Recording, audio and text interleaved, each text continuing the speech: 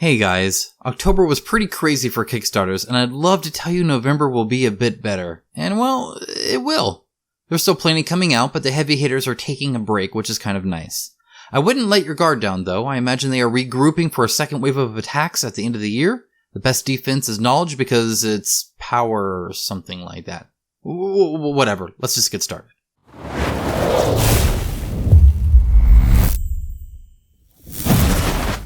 Now before I get into the Kickstarters launching in November, I want to take a quick moment to say how great it has been talking with all of you.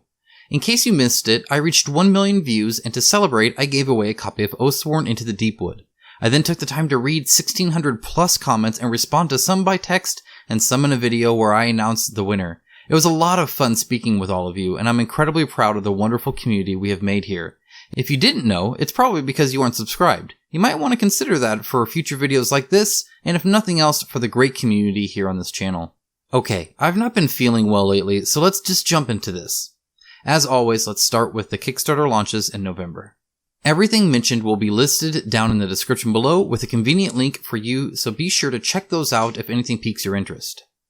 November 5th is a huge day. First off, that's when Titans launches. It looks like a mix of Rising Sun, Blood Rage, and Risk, so if that sounds like your kind of thing, then you might want to check it out. This is from the same company that did Valhalla, which you might have seen on Kickstarter before. I actually have a prototype of this one, so expect a review on it soon. Arceus is also launching on November 5th. This is a pretty cool looking game with some sweet Egyptian and Indiana Jones style miniatures and art, as well as walls on the game board which seem to add a lot to the immersion. Lastly, also on November 5th, will be the Hour of Need Kickstarter. This is Blacklist Games' latest game utilizing the modular deck system and allows 1 to 6 players playing cooperatively as superheroes. Considering I only just recently discovered I can play City of Heroes again, this is something super exciting to me. The miniatures with bright superhero costumes should be very fun to paint as well. Next up on November 11th we have Zerivia. I'm sure I'm not pronouncing that right, but the game looks pretty neat. It's already successfully funded in Poland, so this is just for the English version of the game. It comes with resin miniatures at a large scale that look very nice with their poses and sculpted bases. In fact, the whole thing to me looks super premium, especially those player boards and that gorgeous wooden storage box with foam inserts for the miniatures. The preview page is live for this, so be sure to check it out via the link in the description below to see for yourself. Gameplay wise, it's a bit too early for me to tell, but it doesn't look terrible or sketchy, so I'm on board to continue looking into it. Following that, from November 13th through the 21st, Clash of Rage will be back on Kickstarter with a new race. This was a game I actually quite enjoyed. The map layout was nice, the objectives on it are varied, and the combat was actually really good. I enjoyed how each race played so differently, and above all, I loved how the epic gear is full foil cards. More games need to do this, as it's awesome to get some really shiny loot, quite literally. As has been the case for what seems like half a year now, Dawn of Madness will be launched this month. Yes, it was delayed again, and yes, I'm just teasing about the delays, but the wait will finally be over on November 19th when it hits Kickstarter. In case you didn't know, every single mini in Dawn of Madness is unique, which, as a painter, is something I can certainly get behind. Batch painting is the worst. Finally, there's something I wanted to mention that's not actually on Kickstarter. Talisman is getting a Kingdom Hearts edition this November, and so that will make its way onto the channel and will be my first Talisman game. My daughter is a big Kingdom Hearts fan, so being able to play this with her will be nice, and painting it up should be quite easy as well.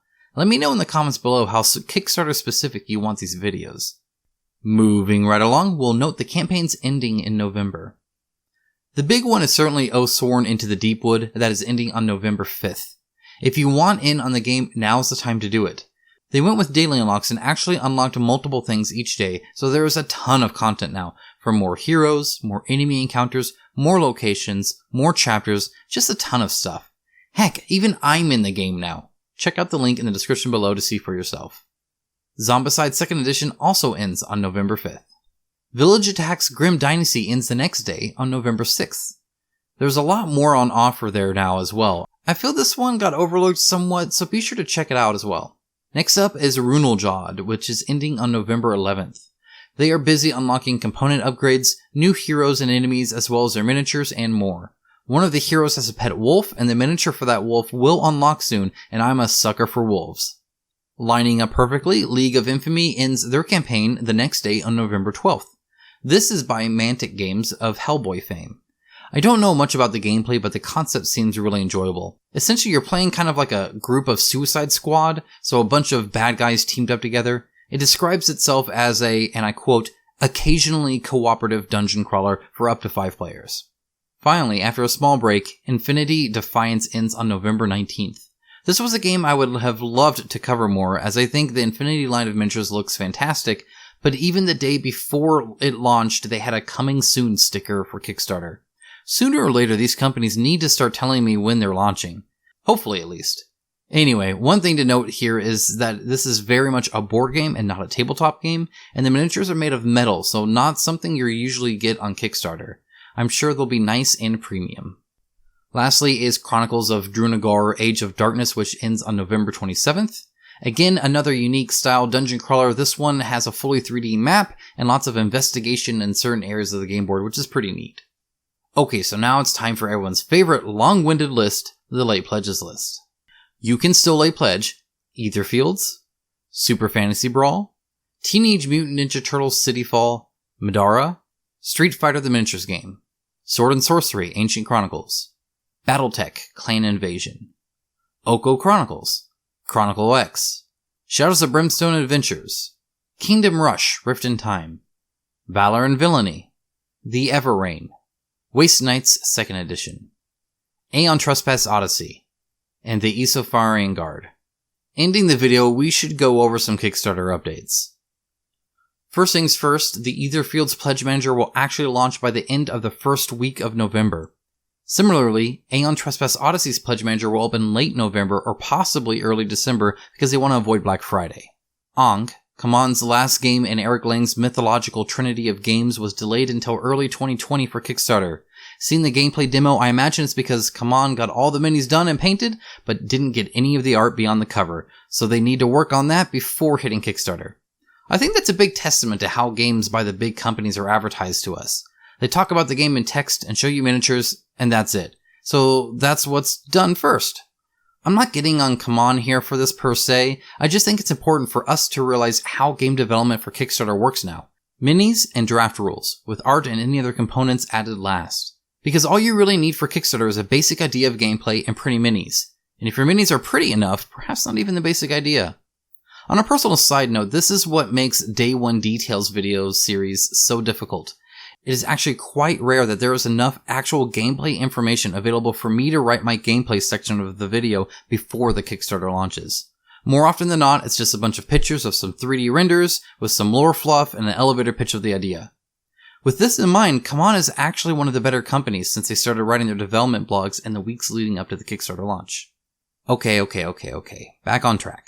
Tiny Epic Tactics is on the ocean and will deliver late November into early December. There is now a Tabletopia version of Super Fantasy Brawl, so feel free to try it out if you want. Arena the contest is actively delivering to backers, link to my OCD unboxing video below. Cthulhu Death May Die will be delivering in November and into December as well. Pretty much everything else by CMON is delayed. That includes Blood Rage 2 2nd Edition, Project Elite, and Starcadia Quest. It's unknown if this trend will continue to affect Bloodborne, Trudvang Legends, and the rest. I believe this is probably because of a few things. First of all, they are simply spinning too many plates. You can only juggle so much before your stride suffers. On the manufacturing side of things, if they are under contract with a certain manufacturer, then there is a limited capacity to produce there, so running so many Kickstarters, they're at 40 now by the way, will cause a delay at production, which has been a statement that they've said.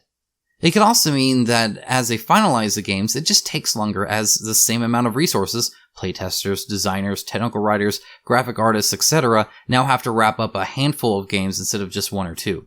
Either way, unless their trend in Kickstarter changes, I don't see this getting any better unless they also update their delivery window to be farther out or they somehow find a way to scale properly.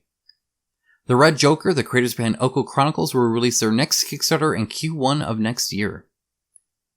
Angry Joe mentioned that Street Fighter the Miniature Game very well might receive another delay, as he doesn't want to rush production to try and get it done in time for the Chinese New Year.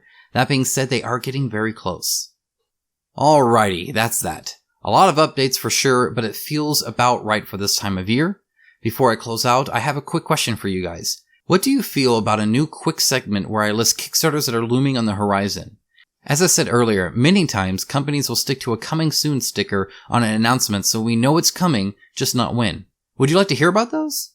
Also, how do you feel about a few non-Kickstarter news info?